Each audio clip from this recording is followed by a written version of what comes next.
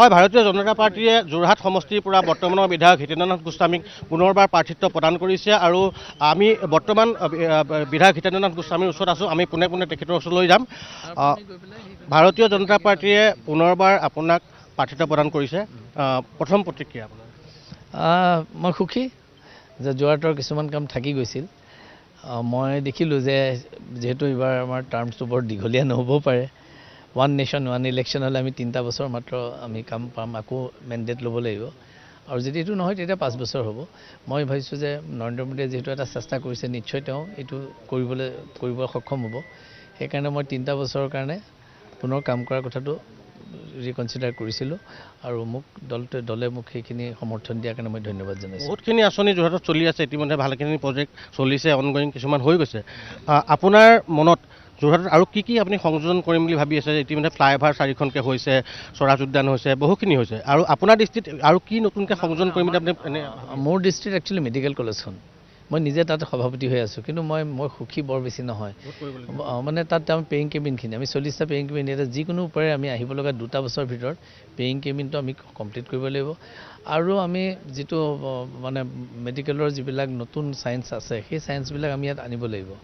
মই মানে এতিয়া আমাৰ মেডিকেল কলেজখনত এতিয়া ছুপাৰ স্পেচিয়েলিটি সেই কথাটো আহিছে, সেই কথাটো আমি কৰিব লাগিব, কাৰণ ছুপাৰ স্পেচিয়েলিটি হস্পিটেল মেডিকেলখনত দিব পাৰিলে দুখীয়া মানুহখিনিৰ কাৰণে বহুত উপকাৰ হ'ব।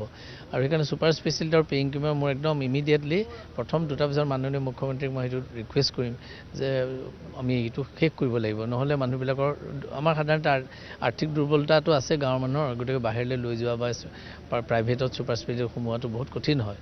তথাপি আমি সেইটো এটা কৰি, এই 2টা মই বেচিকেলি মই লৈছোঁ প্ৰথম, আৰু কেইবাটাও আছে। যোৰহাটত আৰু এটা কথা হৈছে যে খোৱা পানীৰ সমস্যাটো যোৰহাটৰ নগৰতে হওক বা গ্ৰামাঞ্চলতে হওক আছে। এটা ব্ৰহ্মপুত্ৰৰ পৰা ডাঙৰ প্ৰজেক্ট লোৱা হৈছিলে, যোৰহাটত পাৰ্মানেণ্টলি খোৱা পানীৰ সমস্যাটো সমাধান হোৱা নাই, বহুতখিনি আছে। মই সেইকাৰণে এটা হস্পিটেল আৰু এটা হৈছে ড্ৰিংকিং ৱাটাৰ, মই 2টা কৈছোঁ।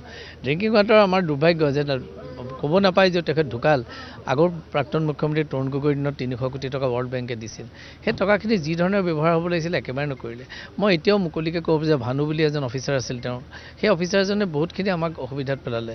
তাত মই যেতিয়া নতুনকৈ আকৌ এবাৰ MLA হ'বলৈ পালোঁ, মই নীলা পাইপবিলাক কি সুধিবলৈ লৈছিলোঁ, তেতিয়াহে গম পাইছোঁ পানীৰ কাৰণে অনা পাইপ, পানীৰ কোনো ব্যৱস্থা কৰাই নাই, ব্ৰহ্মপুত্ৰত একো পাইপ পেলালে।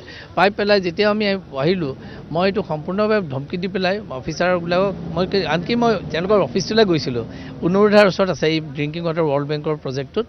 3টা জেগা আছিলে, আৰু আমাৰ আছিলে এটা বোধকৈ শিলচৰ ফালে আছিলে, এটা ধুবুৰী ফালে আছিলে। 3টা প্ৰজেক্টত ৱৰ্ল্ড বেংকে পইচা দিছিলে। সেই গোটেই প্ৰজেক্টকেইটা, বাকীকেইটাৰ বিষয়ে মই নাজানো। যেতিয়া মই প্ৰজেক্টটোলৈ গ'লোঁ, কাৰণ আমাৰ ইয়াত পাইপহে পৰি আছে, একো হোৱা নাই, মোক তাৰ যিজন অফিচাৰ আছিল, তেওঁ এতিয়া আমাৰ ছিনিয়ৰ মোষ্ট অফিচাৰ হৈছেগৈ, মোক কৈছে ছাৰ বেয়া নাপালে কথা এটা সোধোঁ, তেওঁ চাউথৰ, মই সোধক ছাৰ MLA সকলে পাইপ বিচাৰে নে পানী বিচাৰে? পাইপ নে পানী বিচাৰে মোক সুধিছে।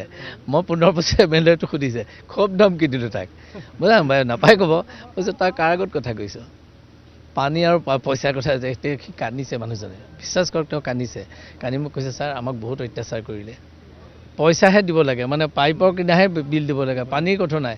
আমি আপত্তি কৰাৰ পিছত আমাৰ ইয়াত আনকি ফিজিকেল এছল্টো হৈছে তেওঁলোকৰ অফিচত। 2টা গুৰুত্বপূৰ্ণ কথা যে পানী আৰু যোৰহাট স্বাস্থ্য, 2টাত আপুনি গুৰুত্ব দিব। যুদ্ধখন এতিয়া আপোনাৰ হ'বলৈ গৈ আছে যোৰহাট লোকসভা সমষ্টিৰ সাংসদ গৌৰৱ গগৈৰ সৈতে, কওকচোন কেনেকুৱা হ'ব? যুদ্ধ দেখিছে, মই একো যুদ্ধ দেখা নাই, মই খোলাকৈ কৈছোঁ। গৌৰৱ আছিলে, তেওঁ পাৰ্লিয়ামেণ্টত গৈছে, এইটো বেলেগ কথা, কাৰণ তৰুণ গগৈৰ ল'ৰা আছিল, অলপ ইম'চনেলি মানুহবিলাকে হয়তো ভোট দিছিল, বা আমিও হয়তো ভাল ধৰণে মানুহক প্ৰেজেণ্ট কৰিব পৰা নাছিলোঁ, কিবা এটা হ'ব পাৰে আমাৰ দোষ। কিন্তু আপুনি মন কৰিছে তেওঁ জিকিলে, হয় তেওঁ যথেষ্ট ভোট পাই জিকিলে, আমাৰ যোৰহাটতো বহুত ভোট পালে, কিন্তু তাৰ বোধকৰা এবছৰ মানে কি এবছৰ পিছত আমি পঞ্চায়ত ইলেকশ্যন কৰিলোঁ। টাউনটো মই বাদ দিছোঁ, টাউনত আমাৰ মিউনিচিপালিটি আছে, গাঁৱতো গোটেইখন পঞ্চায়তত মোৰ যিমান দিন MLA হৈ আছোঁ, এই যোৱা 5টা মানে টাৰ্মত মই গোটেইখন পঞ্চায়ত জিকা নাই। 2টা বছৰত সাংসদ গৌৰৱ গগৈ আপুনি উল্লেখনীয় যোৰহাট লোকসভা সমষ্টিত কিবা কাম দেখিছে নেকি? মই দেখা নাই, ক'লো পঞ্চায়তবিলাক আমি চব জিকিলোঁ, এতিয়া তেওঁতো একো নাই, পঞ্চায়ত এখন যদি জিকিব নোৱাৰে তেওঁ কিবা ষ্টেটাছ আছে নেকি? ভাল লেকচাৰ দিয়ে, সেইটো মই বুলি নকওঁ, তেওঁ ভাল লেকচাৰ দি আছে, বহুতে সেইকাৰণে গৌৰৱ অনুভৱো কৰে।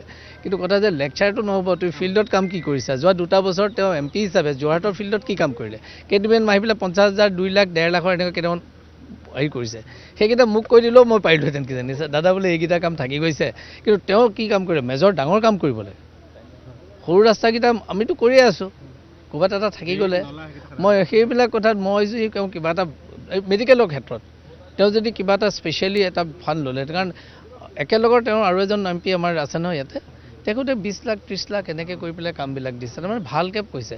তেওঁতো মই সেইটো একো এটা দেখিলোঁ, তেওঁ এতিয়া যোৰহাটত আহি MLA হৈ কি কৰিব, আৰু দিগদাৰ কৰিব। আপুনি এথিক্স সদায় মানি চলে, সদায় আপুনি কয় যে জেণ্টলমেন পলিটিক্স হ'ব লাগে। আপুনি কেতিয়াও পলিটিক্সত দেখিছোঁ যে আপুনি কাকো বিৰোধীক গালি গালাজ পাৰি বোকাচুতীয়া ৰাজনীতি কৰা নাই, সেইবাৰ কেনেকুৱা হ'ব? নাই নাই, মই একো নকওঁ, মই কৈছোঁ নহয়, তেওঁ মোৰ ভাতৃতুল্য, মোৰ এইটো একো নাই। পলিটিক্সটো চবৰে বেলেগ বেলেগ থাকে, কিন্তু মই মানে অলপ ষ্ট্ৰেঞ্জ হৈছোঁ। আৰু যদি তেখেতে ভাবিছিল যে অসমক নেতৃত্ব দিব সেইকাৰণে আহিছে, মই ভাবিছোঁ তেওঁ এইটো অকণ ভুল সপোন দেখিছে। তেওঁ ষ্টাডি কৰিব লাগিব। আপুনি দেখিছে দুজন তেওঁলোকৰ ইম্পৰ্টেণ্ট লিডাৰ লাহেকৈ নাইকিয়া হৈছে। এইবোৰ যি কাৰণে নহওক, আমি তাত কোনো কমেণ্ট নিদিওঁ, কিন্তু মই ভাবোঁ যে গৌৰৱে দায়িত্বটো লৈছে সভাপতিৰ, কিন্তু তেওঁ দায়িত্ব লৈ পেলাই ইলেকশ্যন খেলাতকৈ পাৰ্টিটো কি কৰিব পাৰিলে চাব লাগিছিল। মই সেইবিলাকত তেওঁ অহাৰ কাৰণে ভয় খোৱা নাই দেই, মই ভালেই পাইছোঁ, কাৰণ তেওঁ এটা ৰিজাল্ট পাব, যে তেওঁ